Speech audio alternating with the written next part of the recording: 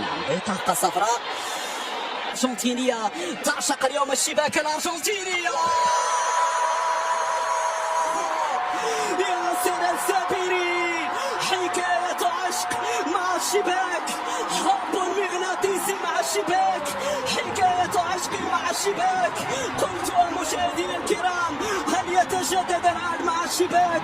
هدف عالمي يا ياسر يا الزابيري، هكذا سجل في أحلى نهائي، هكذا جاء الخبر السعيد بالضربة الأولى في الشباك الأرجنتيني يا ياسر يا الزابيري. نعم هنا المنتخب الآن كرة للأمام، ياسر الزابيري يعمل الكنترول ممتاز، انطلق مع عثمان 1 على 1، عثمان راوغ، يا سلام يا عثمان، يدخل عثمان يسدد عثمان، والكرة بعد ذلك عن نفس المنظومة الدفاعية التي اشتغل عليها محمد دوابي منذ بداية هذه البطولة. بريسياني يرفع الكرة بعيدة، اتركها إلى ضربة مرمى. نعم فؤاد، كرة في وسط الميدان، بريسياني الضغط ممتاز، برافو نعيم، الضربة في المساحة، يلا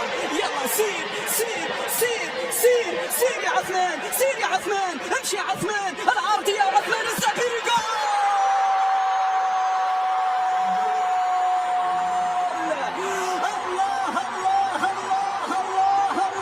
الله ياسر الزابيري، نعم تهتز معك الشباك يا ياسر، الشباك الأرجنتينية تهتز في هذه اللحظات، وفرحة بالراية المغربية عالية في المدرجات. هكذا عادوا ليسجلوا، هكذا قادوا التحدي، بداية من عثمان مع يا عثمان، جاب عثمان، حطها عثمان، والزابيري القناص، الزابيري الجوليادور، الزابيري نعم الهداف، يسجل الثاني. من هنا البداية ومن هنا أصل الحكاية. كرة في الجهة اليسرى، العرضية الرأسية بعد ذلك عادت مغربية. يا لروعة الصادق، امشي يا معمر، اهرب من معمر، انطلق معمر، لا يمر. هذا القطار الذي لا يتوقف، هذا القطار الذي لا يتمر. انتبه للبطاقة الصفراء يا معمر. كرة في وسط الميدان، ناصر منتخبنا الأرجنتيني، العرضية معمر بعد ذلك الكرة للأمام، فائدة المنتخب الأرجنتيني على الجبهة اليمنى. العرضية قد تأتي، المرور بعد ذلك في عرضية الآن بريسياني في دفع. برافو واضح النرفز على اللاعبين الأرجنتينيين، واضح النرفز، والحكم يوجه بطاقة صفراء لأن بريسياني يحتفش بتغيير.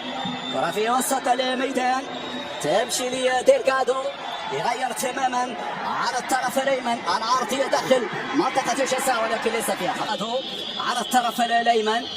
الحلول الان، لكن ايضا يقظة وتركيز عالي جدا وانضباط ممتاز لاعبين. نفخر باللاعبين، نفخر بطاقاتنا التدريبية، وباها وسكيتيوي وايضا وليد الركراكي. هذه كرة تسديدة لكن لا تنسوا ان تعطروا افوامكم بالذكر والصلاة والسلام على أشرف المرسلين خاتم الأنبياء والرسل محمد النبي الأمين صلوات الله عليه وسلامه، وعلى آله وصحبه أجمعين ومن تبعهم بإحسان إلى يوم الدين وسلم تسليما كثيرا.